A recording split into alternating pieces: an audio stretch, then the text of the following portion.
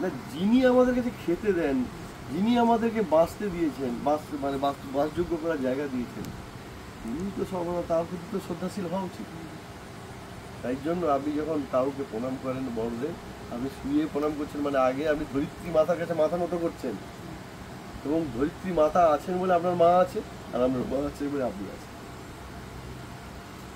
আপনি বলুন, সেই ধরিত্রীকে আমরা বিভিন্নভাবে নোংরা করছি, খাল বিলকে জলের পসরা সাজিয়ে রেখেছে প্রকৃতি, ধরিত্রী মাতা তাকে নষ্ট করছি, আর বাড়িতে এত সুন্দর গার্ডেনিং করছি, ঠাকুরের ঘরটাকে এত সুন্দর করে করছি। হ্যাঁ, আমার সঙ্গে তো প্রায় ঝগড়া হয়, গঙ্গার ধারে যখন বসে থাকি, পুজো করবে ফুলের প্যাকেট নিয়ে ফেলতে আসবে, আমি ডেলি ঝগড়া করি, আরে কেন ওখানে ফেলছেন, ওটা তো না, এটা ঠাকুরের ফুল। আর এই ঠাকুরের ফুল প্রকৃতিটাকে তো শেষ করে দিচ্ছেন, এখানে তো ডাস্টবিন আছে, ওখানে ফেলুন না। আর দেখবেন গুগল যে বাসগুলো চলে হলদিয়া থেকে, সব দিন দেখবেন ওরা কোলাঘাটের ওখানে ফুল ফেলে প্যাকেট সহ। তার মালিক নাকি বলেছে, আমি কতবার রিকোয়েস্ট করেছি, ঝগড়া করেছি, আরে কেন ফেলছেন। আমার সঙ্গে তো যথারীতি তর্ক হয়, যেহেতু প্রায় বাসে করে অফিস যেতে হয় উত্তরপাড়া।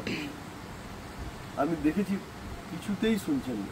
এই নিয়ে আমি ভেবেছি একটা লিখবো ডিএমকে বা ওনাকে, গুগলের মালিককে লিখবো যে দয়া করে এটা করবেন না। আপনার ওই সম্পদটা ব্যক্তিগত সম্পদ নয়, কিন্তু আপনি যা ক্ষতি করছেন জনগণের বা প্রকৃতির সম্পদটাকে আমি ক্ষতি করে দিচ্ছি। প্রত্যেক দিন দেখবেন ফুলে যতগুলো গুগলের বাস আছে সব ফুলের প্যাকেট ওখানে ফেলি। এবং আপনি যদি প্রমাণ চান, আমার কাছে অনেক ভিডিও এবং স্টিল ফটো আছে, আমি তুলে রেখেছি, আমি আপনাকে দেখাতে পারি। কারণ আলাদা আমার কথা কোনো ভ্যালু থাকবে না। এবং আমি যে গুগল বাসে যাতায়াত করি, তার প্রচুর টিকিট আমি জড়ো করে রেখেছি, কারণ অনেকেই প্রশ্ন করবে যে পছন্দ করে না বলে হয়তো এটা বলছি, কারণ আমি যে যাতায়াত করি, আমি একজন যাত্রী, সেটা আমি প্রমাণস্বরূপ দিই। এবার আপনার বলুন, প্রশ্ন করুন যে এর সঙ্গে আপনি কি দ্বিমত পোষণ করছেন। এবার আপনি বলুন, আপনার মা, তাহলে আপনার কটা মা?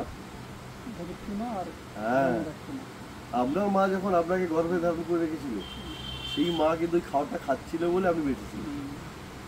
মায়ের কিন্তু খাদ্য উৎপাদন করার কোনো ক্ষমতা নেই। ওই খাদ্যটা না খেলেও ব্রেস্টে মিল্ক আসবে। তখন কি বলছে, ভালো মন্দ খাও, মাকে ভালো মন্দ খাও, না হলে বাচ্চারা ব্রেস্ট মিল্ক না এলে বাচ্চা খাবে কি? তাহলে ওভারঅল সেই ধরিত্রী মাতা। কিন্তু আমরা সব থেকে বেশি অত্যাচার কাকে করি? ভগবান শ্রীকৃষ্ণ কি বলেছিলেন, কলিযুগে সব থেকে অত্যাচারিত কে হবে? এই ধরিত্রী মাতা এবং এই প্রকৃতি। উনি বলে গেছেন, আমি পড়ে দেখেছি, সেটাই মিলে যাচ্ছে, একদম মিলে যাচ্ছে। এবং এরপরে একটা সময় আসবে, আপনি আপনার আরও 3-4 জেনারেশন পর তারা বিশ্বাসই করবে না পুকুরে সাঁতার কাটতেন।